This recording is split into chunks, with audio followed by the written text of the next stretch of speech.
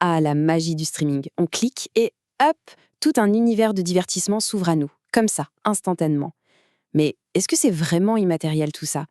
Derrière cette fluidité, il y a une réalité physique, et elle est bien plus lourde qu'on ne le pense. Ce n'est pas juste une image, c'est la réalité de millions de serveurs, de câbles qui traversent les océans et de milliards d'appareils qui tournent, qui chauffent et qui consomment de l'énergie en permanence. Allez, rentrons dans le vif du sujet avec un chiffre qui donne le tournis. 300 millions. C'est le nombre de tonnes de CO2 que le streaming vidéo génère chaque année dans le monde. C'est tellement énorme que c'est presque abstrait, non? Alors pour qu'on se représente bien ce que ça veut dire, imaginez un pays entier, comme l'Espagne. Eh bien, le streaming vidéo, à lui tout seul, pollue autant que toute l'activité de l'Espagne sur une année. Ça inclut l'industrie, les transports, la production d'énergie, tout ça. C'est absolument vertigineux. On va donc s'intéresser de plus près à cette fameuse empreinte invisible. Parce qu'il faut bien comprendre une chose. Le streaming est devenu un vrai poids lourd sur Internet. Et le fameux cloud, le nuage, eh bien ça n'a rien d'un nuage. C'est une industrie. Une industrie lourde. Et regardez ça, la vidéo domine complètement le trafic web. À elle seule, elle représente entre 60 et 80% de toutes les données qui circulent sur le net. C'est de très très loin la principale cause de notre consommation numérique. Bon, d'accord, ça pollue. Mais d'où vient cette pollution exactement? On va essayer de décomposer toute la chaîne pour voir ce qui pèse le plus lourd. Alors, la première idée qui vient en tête, c'est souvent les data centers, pas vrai?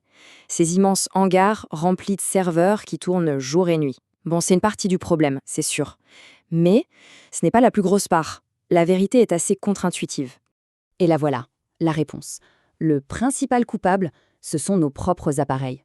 Nos télés, nos smartphones, nos ordis. C'est leur fabrication et leur utilisation qui comptent pour le plus gros de l'impact, entre 60 et 80% du total. La production d'un smartphone pèse finalement bien plus lourd dans la balance que des serveurs à des milliers de kilomètres. Le deuxième gros morceau, c'est le réseau. Et là aussi, il y a une différence énorme. Regarder une vidéo en 4G ou en 5G, ça consomme jusqu'à 4 fois, oui, 4 fois plus d'énergie que de passer par le Wi-Fi à la maison. C'est colossal. Et même chez soi, il y a des consommations qu'on ne voit pas, des consommations fantômes. Cette citation l'illustre parfaitement. La box Internet, ce petit boîtier qu'on oublie complètement. Allumé 24 heures sur 24, 7 jours sur 7, eh bien il consomme autant sur une année qu'un gros frigo. C'est un vrai gouffre énergétique qui tourne en permanence, même quand on dort. Maintenant, parlons d'un autre sujet qui fâche, les pixels. Cette course permanente à la meilleure résolution, la HD, la 4K, bientôt la 8K, on va voir que chaque pixel en plus a un coût énergétique bien réel. Ce tableau est très parlant.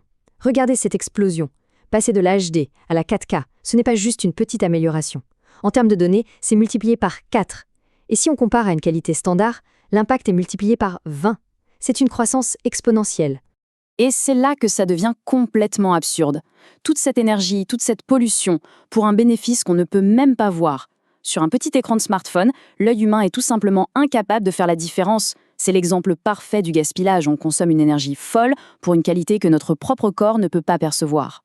Autre habitude très courante, écouter de la musique sur une plateforme vidéo. À ce moment-là, on charge et on diffuse des millions de pixels, une vidéo en haute définition, alors qu'on veut juste du son. Par rapport à une plateforme de streaming audio, on consomme entre 5 et 30 fois plus de données. Pour rien. Bon, après tout ça, le but n'est pas du tout de se sentir coupable, mais plutôt de voir ce qu'on peut faire. Il existe des moyens très simples d'agir. C'est ce qu'on appelle la sobriété numérique. Alors la sobriété numérique, c'est quoi au juste? L'idée, ce n'est pas de revenir à l'âge de pierre et de tout couper. Non, pas du tout. C'est simplement une approche plus consciente, plus intelligente. Il s'agit de réduire le gaspillage sans sacrifier le plaisir ou les fonctions essentielles. Concrètement, quels sont les gestes qui ont le plus d'impact? Le tout premier, et de loin le plus important, garder ses appareils plus longtemps. Rien que le fait de garder son smartphone 4 ans au lieu de 2, ça divise par 2 son impact lié à la fabrication. C'est énorme. Les autres gestes sont tout aussi simples, comme privilégier le Wi-Fi ou encore désactiver la lecture automatique. Pour résumer et que ce soit bien clair, voilà une petite hiérarchie des actions. Le geste numéro 1, 5 étoiles, c'est de résister à la tentation de changer de téléphone ou de télé trop souvent. Juste après, on a le choix de la connexion et de la résolution. Chaque geste compte, bien sûr, mais ils n'ont pas tous le même poids. Finalement, tout ce qu'on vient de voir nous ramène à une seule question, toute simple. Dans cette course effrénée au pixel, à l'ultra haute définition, est-ce que le pixel d'après en vaut vraiment le coup? Parce que le coût environnemental, lui, est bien réel.